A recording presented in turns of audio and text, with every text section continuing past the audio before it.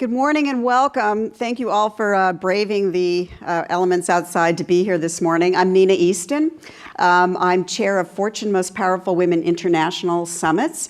And one of the things that we're well, I do hear that because, you know, we're 15 years on in our philanthropy, but I think you have to go back on fighting AIDS and now is back working for aid groups, you know, bringing that kind of... Yeah, and Cheryl, you advise companies in emerging markets, so you know the corporate culture. I mean, do you agree with your husband that, you know, it's a mixed bag, or what do you see there? Linda, of course, you've turned your attention to that quite a bit. Yeah, I mean, we look in philanthropy, you look for the levers of change. You look for your, what can a... But this is a cultural issue as much as anything. How do you guys tackle that?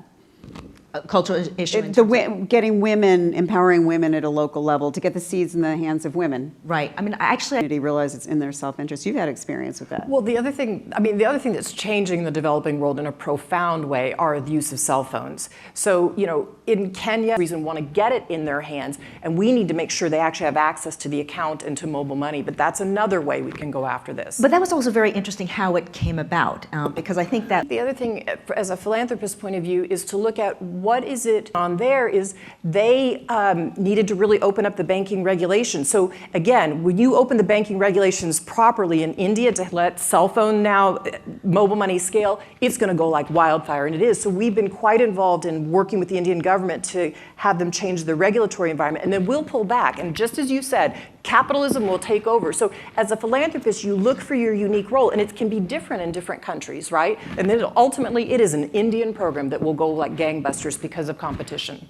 So look for opportunities to be catalytic. I mean, just let's say you're not the Gates Foundation, you don't have anywhere near those resources, but you're looking for opportunities that will make a difference in the long run.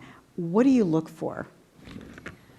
Well, you know, I think that in terms of... You're asked to write checks all the time. How do you make decisions on what has the most impact? Yeah, I think Warren gave us really good advice early on, which was to figure out who we are and what we cared about deeply, and then to define our bullseye, and then the rest would sort of fall away. And so I still feel badly, you know, if we don't give to lung cancer, but I know other people are doing that. Those are very worthy causes, but I know what we're focused on for us, we feel like are the things that we can spend our time, our energy, our hearts, our brains, our money behind to try and move the needle on those. So once you define your bullseye, and the other great advice he gave to us was swing for the fences. You know, these are really hard problems. In philanthropy, the reason some of these problems are left behind, the students who drop out of school or are getting a 0.15 GPA, they're in a tough situation. So these are hard problems society's left behind. So you've got to take risk, and not everything's going to work, and you're going to do a few things that might look foolish,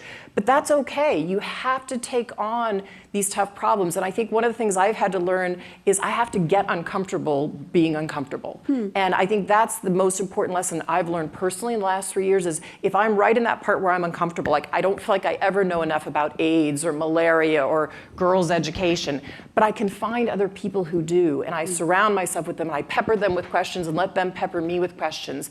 And if I know I'm right in that zone, if I'm in my uncomfortable zone, that we're probably learning something we need to know. And then just to not be afraid and go for it, because it's one of the greatest things you can do with your life. I mean, at the end of my life, when I think about what do I want to be known for, being a great mom and friend, and a great spouse, but also that I changed the world in some way. And I think that... So we shortened it to Christoph, is my dad. So drops in the bucket, you know, that truly does have an impact. They add up, as you say. That's awesome. Cheryl, final inspiration. Well, I just to finalize this, find your bullseye. It's not just drops in the bucket, and you know, go for it. There's so much opportunity out there right now. Thank you so much, Melinda, Nick, Cheryl. It's been great. Thanks.